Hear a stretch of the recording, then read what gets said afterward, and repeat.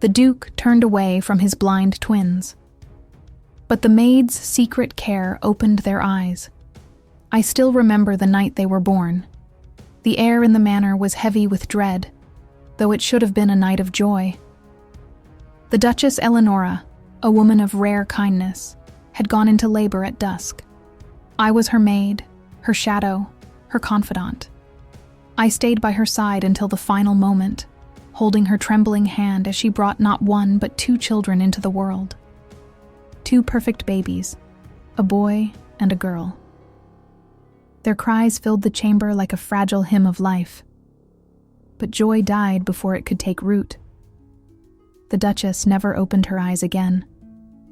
She gave her last breath for her children, and in that moment, the Duke's heart closed like a fortress under siege. At first, he did not even wish to see them. It was I who carried the twins to him, swaddled in linen, my voice trembling as I whispered, "My lord, your heirs." He glanced once, only once, and turned away. His grief was a wound that blinded him to their innocence. He left the chamber without touching them. The weeks that followed were darker still. It became clear that something was not right. The twins did not follow light with their eyes, did not blink at the flicker of the candle, did not look toward their father's shadow when he passed. They were blind. The physicians confirmed it in hushed tones, as though the walls themselves might judge them for the words. When the Duke heard, his face hardened into stone. He declared the children cursed, a punishment for his sins. "They took their mother," he said, his voice flat, "and now they come broken into this world." From that day forward, he kept his distance. He provided them food, clothing, protection, all that duty required. But he did not love them, did not speak to them, did not hold them. He walked the corridors of the castle like a ghost, while his children grew in silence. It was left to me to raise them. I, a simple maid, became their eyes. I told them of the colors they could not see, of the stars above their heads, of the roses in the garden their mother once adored. I guided their steps, taught them to feel the world with their hands, to listen to the smallest sounds, to imagine what others could not. They laughed, they played, they dreamed. But always, when they heard the Duke's footsteps, their little bodies froze. They would lift their faces toward him, hope trembling on their lips, and he would pass them by without a word. The servants began to whisper, "The Duke despises them. They are cursed. No one will ever respect blind heirs." Their words pierced me like knives, for I saw the truth the others refused. These children were not cursed. They were bright, curious, filled with life. They longed for love. They longed for their father. And so I vowed, silently, that I would not let their world remain in darkness. I would fight for them, even if no one else did. For I had learned something in serving their mother. True nobility is not in titles or crowns, but in love that endures through suffering. I began a routine. Every morning and night, I massaged their eyes and temples with oils of rosemary and chamomile, whispering prayers I remembered from the Duchess herself. I had no promise it would work. Perhaps it was foolish, but I could not bear to do nothing. If there was even a sliver of hope that their eyes could open to the world, I would grasp it with both hands. The Duke thought me mad. Once he caught me at it and sneered, "You waste your time, maid. No prayer, no herb will undo what fate has written." His words cut, but I met his gaze and answered softly, "Then let me waste it, my lord, for they are worth more than time." He said nothing, only turned and left, his cloak sweeping the floor. But for the first time, I thought I saw hesitation in his step. The children grew, and with them, my resolve. They began to speak of their father in quiet tones. Why does he not hold us? Does he not like us? Will he ever smile at us? I had no answers that would not break their hearts. So I told them, "He grieves still, but one day he will see you as I do." And in my heart, I prayed that day would come before it was too late. What none of us knew was that change was already stirring, quiet as dawn, waiting for the moment when light would break through the darkness. The twins grew like wildflowers that push through stone, fragile in body, yet fierce in spirit. By the time they reached their 4th year, their world was one of shadows and voices, but never despair. They learned to walk by sound, to trace the texture of walls with their fingertips, to count their steps so they would not stumble. They were clever beyond their age, quick to smile, eager to learn. I taught them how to listen to the song of the wind, how to tell when the rain was coming by the smell of the air. They could tell the difference between the footsteps of a servant and those of their father just by the weight of the tread. Once, I found them laughing because they knew which horse in the stables was restless, merely from the clatter of hooves against stone. Yet beneath their laughter lay questions they did not dare ask me. At night, when I thought them asleep, I would hear the boy whisper to his sister, "Why does father not speak to us?" She would answer, voice small, "Maybe we remind him of mother." Then silence, broken only by their quiet sobs muffled in shared blankets. The Duke rarely entered the nursery. When he did, his visits were swift and impersonal. He would glance at the children as one might glance at paintings in a gallery, objects to be inspected and then forgotten.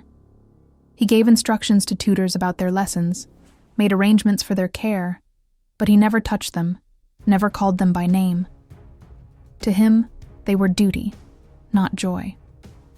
The servants followed his lead. Some pitied the twins, others mocked them in whispers they thought I could not hear. Blind heirs are no heirs at all. The Duke should hide them away. Such cruelty boiled my blood. I shielded the children as best I could, but words have a way of seeping into the cracks of the heart. It was then that my secret work became more than routine. Twice a day, every day, I massaged their eyes with herbal oils, warmed cloths, and whispered prayers into their skin.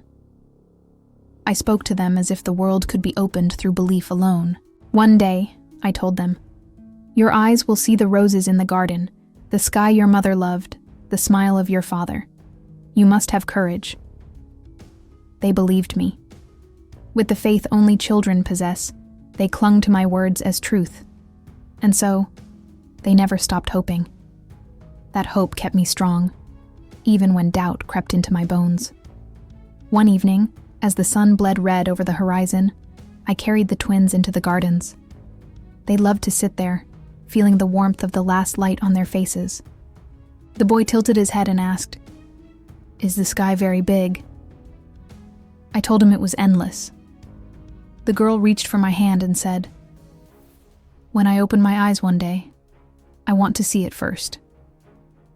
My throat ached, but I promised her she would. The Duke watched from a distance that night. I had not noticed him at first, standing in the shadow of the colonnade, his face unreadable. When I finally did, our eyes met. For a moment, I thought he might join us, speak to his children, answer their questions himself, but he turned away. The sound of his boots striking stone faded into the silence of the garden. Later, in the quiet of my chamber, I wept. Not only for the twins, but for him too. A man blinded by grief, unable to see the treasure that waited at his feet. Still, I did not stop. I would not stop.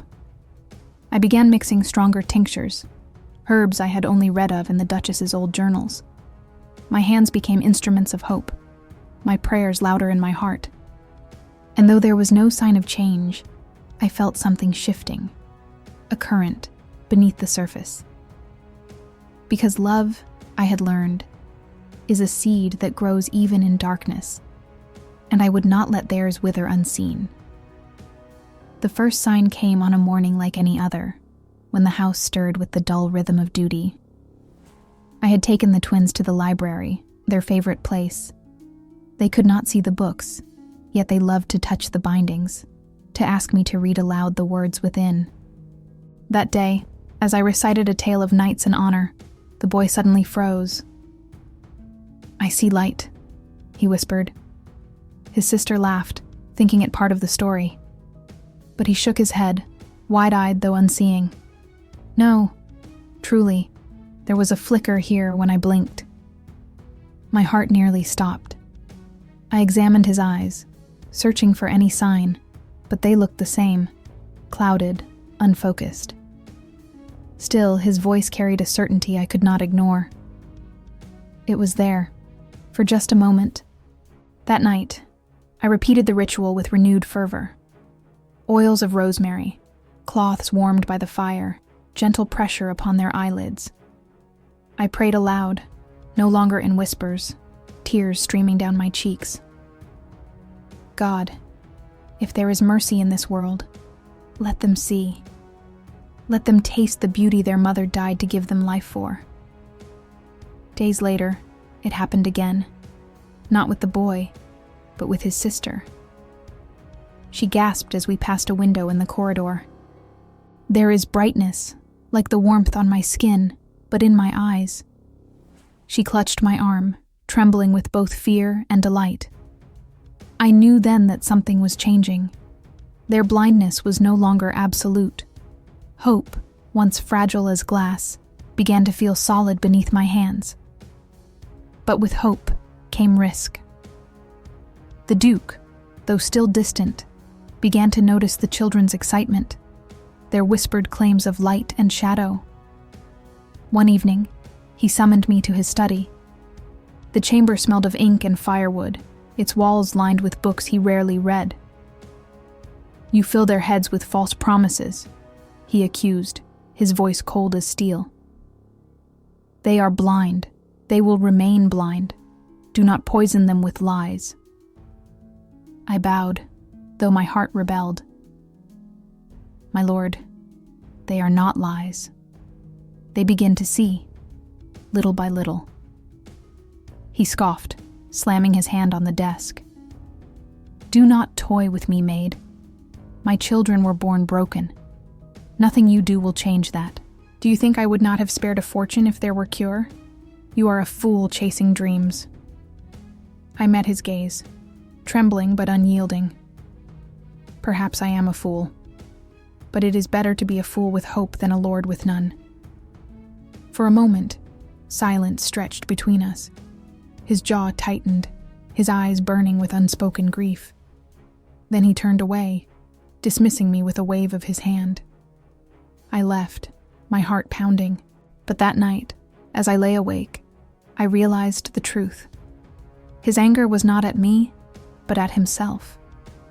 He feared to hope, because hope meant risking heartbreak again. The twins, however, did not fear. Each day their small voices filled the halls with wonder. "I see a shadow. I saw a spark when the candle was lit." They stumbled often, but each fall was met with laughter and determination. Their resilience humbled me. One morning, as the Duke passed them in the corridor, the boy reached out instinctively. For the first time, his eyes seemed to follow movement, however faintly. The Duke stopped in his tracks, his face paled. He stood there, frozen, while his son smiled blindly and said, "Father, I almost saw you today." The words struck like a blade. I saw it in his face, the armor cracking. He turned sharply and walked away, but slower than before. From that day, he no longer mocked my efforts. He did not encourage them, but he watched. He lingered longer when the children laughed, listened more closely when they described the flickers of light. His silence was heavy, but it was no longer empty. It was waiting. And in that silence, I knew the tide was turning. The day the truth could no longer be denied began like any other. The twins sat by the fountain in the garden, their hands tracing the rippling water as I told them stories of their mother. The Duke stood at a distance, as he often did now, silent in the shadow of the colonnade. He believed no one noticed, but I always did. Suddenly the girl cried out, I see it. The water is moving. It shines like glass. She leaned forward, pointing with a trembling hand toward the fountain's spray. Her brother scrambled beside her, blinking furiously. Yes, I see it too. A flash right there when the sun hits. They laughed and clapped, their voices ringing like bells. My chest tightened with a mix of awe and fear. I turned, and there he was, the Duke, no longer hidden. His face was pale, eyes fixed on his children as if the earth itself had shifted beneath his feet. He approached slowly, his boots crunching on the gravel. The children sensed him and turned their faces up, smiling wide. "Father, we saw the fountain. It sparkled." For a moment he stood frozen. Then, against all expectation, he sank to one knee before them. His gloved hand lifted, trembling, as if to touch his daughter's cheek. But he stopped short, caught in the chasm of his own fear. "Are you certain?" he whispered. His voice cracked like dry wood. The boy nodded eagerly. "It was bright, Father. Like fire." Tears stung my eyes. I had prayed for this moment, dreamed of it. But never had I imagined the sight of a hardened duke, trembling before two children who had longed all their lives for him. That evening, he summoned the royal physician. Every test, every candle, every movement proved the same. Their eyes, once lifeless, now stirred with vision. Partial still, fragile, but undeniable. The court was stunned. Servants who once sneered now whispered in awe. Some claimed it was a miracle, others that fate had relented. But only I knew the truth. The long nights, the oils, the whispered prayers, the endless faith that love would heal what grief had broken. The Duke sought me out after the physician left. His face was shadowed, torn between pride and shame. "You did this," he said quietly. "Not I. You gave them what I could not." I bowed, unable to speak past the lump in my throat. He turned his face away. I feared to love them. If I loved them and they remained blind, I could not bear it. Better to feel nothing than to bleed again. "My lord," I said softly. "They never needed perfection. They only needed you." His eyes met mine, and for the first time since the Duchess died, I saw him not as a duke, but as a man broken and uncertain. He left without a word, but the weight in his step was no longer cold indifference. It was something heavier. Regret. The children, oblivious to his struggle, grew more alive each day. They pointed at shadows, chased the flicker of candles, and laughed with delight when they distinguished colors. "That's red, isn't it?" the girl asked, clutching my sleeve. I wept as I confirmed it. Soon, whispers reached the neighboring estates. Nobles who once called the twins cursed now demanded to see them. "A miracle in the Duke's house," they said. "The blind heirs who learned to see." Invitations poured in. Curiosity sharpened like knives. The Duke could no longer hide behind grief. He would have to present his children to the world. And though he did not yet know it, that day would mark the turning point not only for them, but for him as well. The great hall of Ravenwood had not been so alive in years. Golden banners draped the walls, chandeliers blazed with hundreds of candles, and nobles from across the realm filled the seats with whispers sharp as knives. They had come to see if the rumors were true. If the Duke's cursed heirs, blind from birth, had been touched by a miracle. I stood with the twins at the base of the marble staircase, smoothing their clothes, steadying their trembling hands. They were 5 now, their vision fragile but real, their hope brighter than any flame. Yet fear lingered. "Will they laugh at us?" the boy asked, clutching my sleeve. I knelt before them, my voice steady though my heart raced. "No, little one. Today they will see what I have always known, that you are stronger than all their doubts." At the top of the staircase, the Duke appeared. He wore his finest black and silver, his cloak sweeping like shadow, his face carved in stone. The herald announced his name, and the hall fell silent. Step by step he descended, but not alone. For the first time, his children walked at his sides, their small hands in his. The crowd gasped. The girl blinked against the candlelight and pointed. "It sparkles everywhere," she cried with innocent wonder. Her brother laughed. "So many lights, father."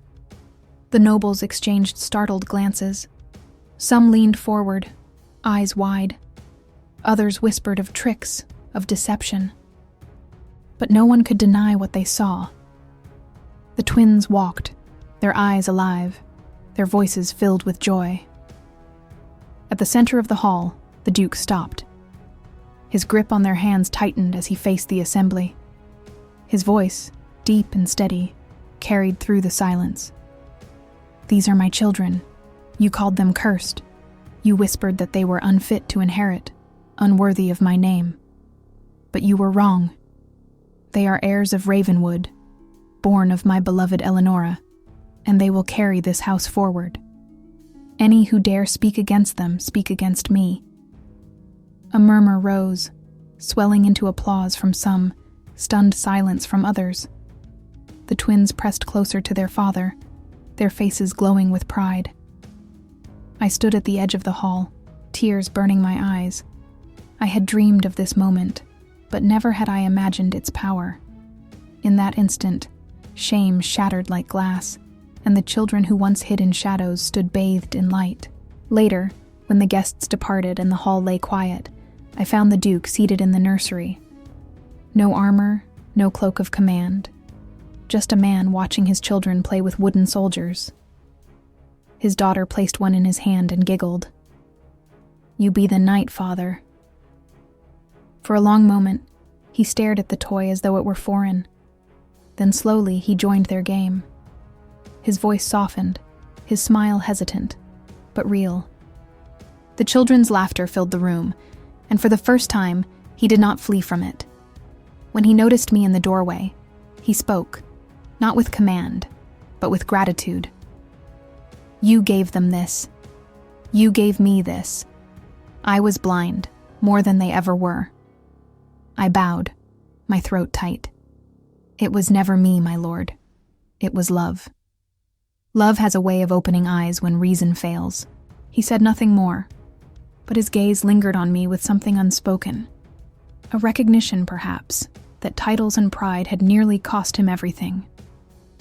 That night, as I tucked the twins into bed, they whispered, "Father played with us today." Their voices brimmed with wonder. "Do you think he loves us now?" I kissed their foreheads and smiled through my tears. "Yes, my dears, he always did. He just forgot how to show it."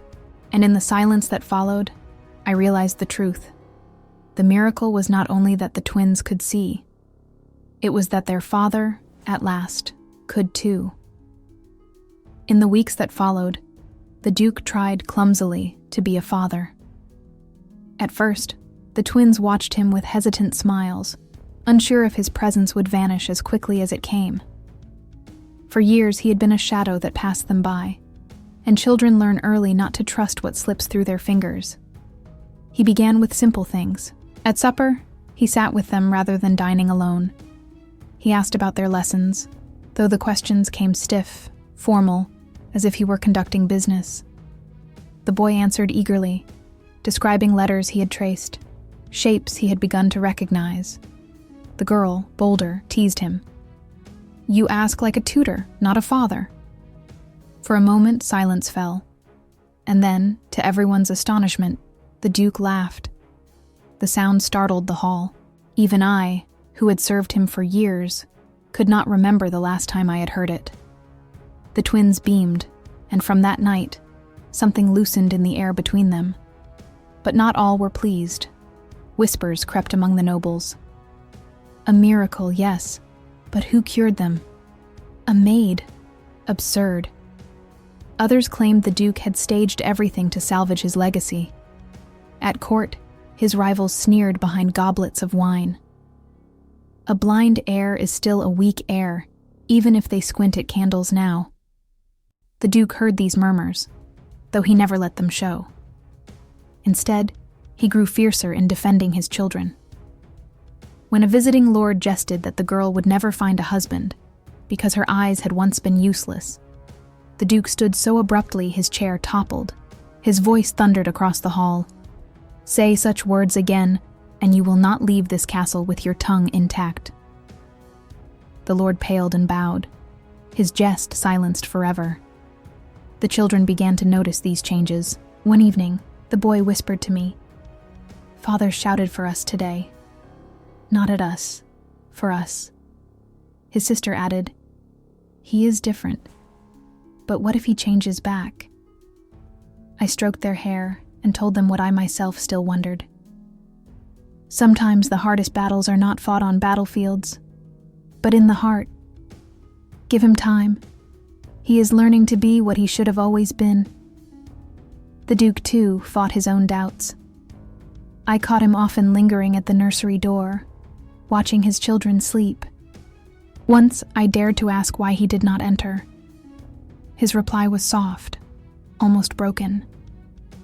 "Because I don't know if I deserve them." It was then I saw the truth. His neglect had not been born of cruelty, but of fear. He had convinced himself that if he withheld love, he would spare himself the agony of losing it again. But grief and love are twins of their own kind. You cannot keep one without the other. The children, in their innocence, began to teach him this. They pulled at his cloak when he tried to leave too soon. They demanded he read their lessons aloud, even though his voice stumbled over the gentle tones of children's tales. They laughed when he mispronounced, and instead of frowning, he tried again. Little by little, the ice cracked. Yet I knew his journey was not complete. Love requires more than presence. It requires sacrifice, the willingness to bleed for those you cherish. And though the Duke had begun to walk that road, the true test still waited ahead. Because every story, even those touched by miracles, must face its trial before reaching redemption. The trial came without warning. It was midsummer, and the castle opened its gates for the annual festival, a tradition of music, feasting, and contests of strength. Nobles and villagers alike crowded the courtyards, the twins clinging to my hands in delight. For them, the world had only recently begun to bloom with color, and every banner, every torch, every mask was a marvel. The Duke kept near, though as always he watched more than he joined. His eyes swept the crowds, sharp with caution.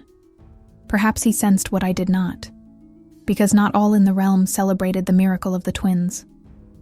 There were those who saw their sudden recovery not as a blessing, but as a threat. A neighboring baron, envious of the Duke's renewed strength, had long whispered that the children were impostors, that no true heirs could emerge from such weakness. And so, in the chaos of the festival, the danger struck. The twins had wandered only a few paces from me, chasing a brightly colored kite that dipped low across the square. Laughter rang from their lips until a shadow loomed.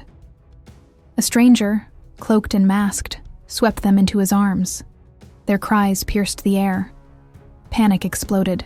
The crowd surged, shouts rising. I screamed their names, my voice tearing from my throat. The Duke turned, and in that instant, all the grief, all the distance, all the years of coldness vanished. His children were in danger, and nothing else mattered. He moved like a storm. Before the guards could react, he was already charging through the throng, his sword drawn. The kidnapper fled toward the stables, the twins kicking and screaming in his grip. But the Duke was faster. I saw it all. The clash at the gate, the steel flashing in sunlight, the raw fury in the Duke's face as he struck down the would-be thief. With a single blow, the man crumpled, the children tumbling free into their father's arms. For the first time, I saw the Duke hold them without hesitation. His son buried his face in his cloak, sobbing. His daughter clung to his neck, whispering, "Father, don't let go." And he didn't. He held them as though the world itself might rip them away again, his arms trembling not from battle but from fear of what almost was. The crowd, stunned into silence, erupted with cheers. "The Duke! The twins! Saved by his hand!" No one could doubt, from that day forward, that he was more than a Lord of Stone. He was a father. Later, when the danger had passed and the children slept safe in their beds, I found him in the chapel, alone. He knelt before the altar, his cloak stained, his head bowed. His voice broke the silence. "I nearly lost them. Because of my blindness, I nearly lost them before they were ever mine." I stepped forward, hesitant. "You did not lose them. You saved them. And they know now that you would die for them." He lifted his gaze, and for the first time in years, his eyes shone with tears. "It should not have taken fear to teach me love, but I swear to you, never again will they doubt it." And in that vow, I heard the end of one story and the beginning of another, the death of the man who once turned from his children, and the birth of the father they had always needed.